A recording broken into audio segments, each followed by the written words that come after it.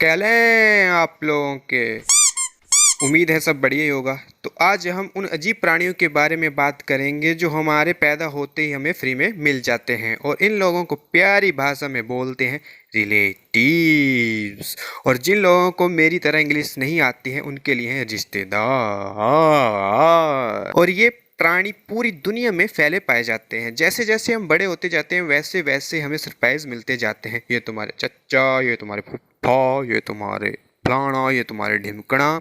तुम्हारी पूरी जिंदगी में तुम ऐसे रिश्तेदारों से मिलते हैं कि तुम्हारा दिल भी बोल उठता है कि अबे ये आइटम भी है क्या मेरी लिस्ट में। हमारे यहाँ पर रिश्तेदार अलग अलग प्रकार के मिलते हैं। तो चलिए शुरुआत करते हैं चैप्टर 1 से।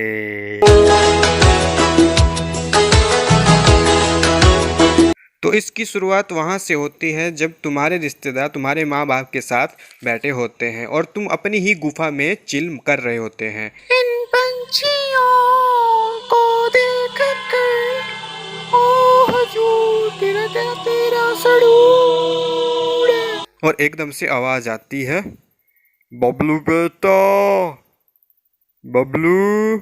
और ये सुनते ही तुम्हारे कान खड़े हो जाते हैं क्योंकि ये तो स्वयं बाबूजी की आवाज है। तुम उठकर उस जगह जाते हो जहाँ से वो आवाज आ रही है। जी पापा। बेटा ये अंकल तुम्हें याद है? याद करो, इनसे तुम कभी नहीं मिले हो।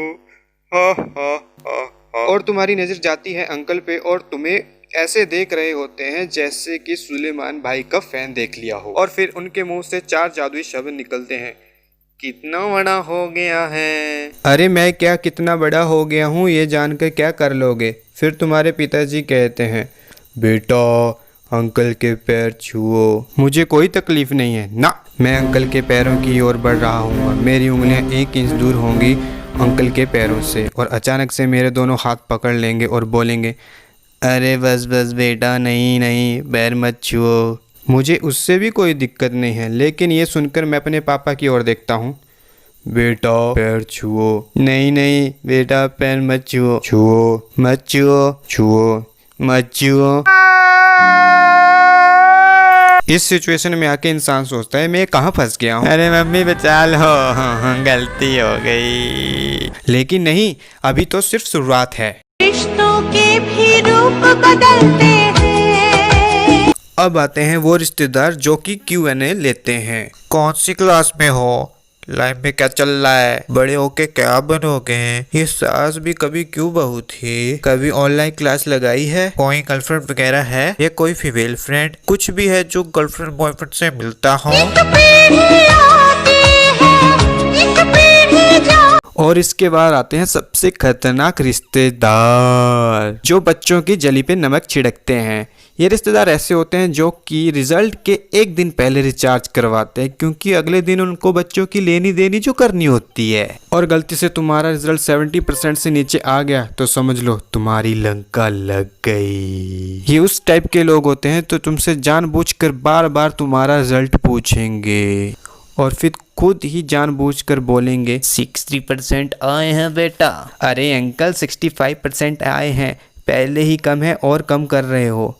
अरे बेटा हमने तो पहले ही कहा था पढ़ लो, लेकिन तुम्हें नहीं, तुम्हें तो यूट्यूबर बनना है, तुम्हें तो करना है, पढ़ना लिखना है नहीं, जवाब देना है और कुछ नहीं करना है। बस तुम्हें हमारी गलतियों को जो हम सिखाते हैं उसको तुम्हें गुस्सा मान लेते हो। क्या करते रहते हो तुम? समझते नहीं हो तुम? पढ़ाई क्यों नहीं करते? क्या यार तुम पढ़ लिया करो जब कुछ बड़े बोलते हो। अरे बस करो अंकल, ये बहुत ही खतरनाक वैरायटी के लोग होते हैं, इनसे बच के रहिएगा।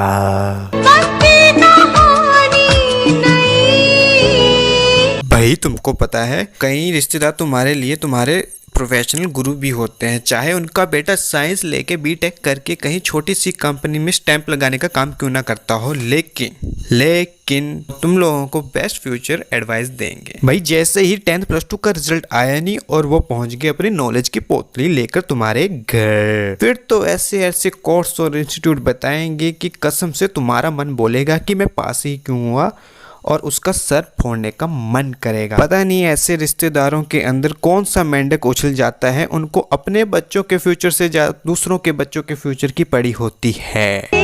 वाले बैठ के देखेंगे। नेक्स्ट कैटेगरी में वो रिश्तेदार आते हैं जिनको तुम्हारे घर के बारे में सब कुछ जानना है, एक एक बात जाननी है। अरे मौसी, बेटी की शादी रखती क्या? नहीं, अभी नहीं रखी, दूर के ताऊ से पूछेंगे। अरे ताऊ जी, क्या मौसी की बेटी की शादी रखती क्या उन्होंने? चाची से पूछेंगे। चाची जी, मासी ने अपनी बेटी की शादी रखती क्या? अरे तुम्हें क्या करना है, जब शादी रखेंगे तब तुमको बता देंगे, लेकिन तुम्हारे अंदर पता नहीं कौन से कीड़े कूद रहे हैं। या तुम्हें काम वाम चाहिए क्या, कुछ धंधा पानी निकालना है क्या, बोलती रहे। अगर तुम वीडियो को पूरा देख रहे हो तो जान लो कि ये वीडियो सिर्फ ऐसे ही हंसी मजाक के लिए बनाई है, इसको सीरियस ना लें। अगर आपको ये वीडियो पसंद आती है तो प्लीज अपना प्यार ऐसे ही बनाए रखिए। और हाँ, एक बात तो मैं बताना भूल ही गया, प्लीज लाइक और सब्सक्राइब जरूर कर देना। क्योंकि सास भी कभी बहू थी।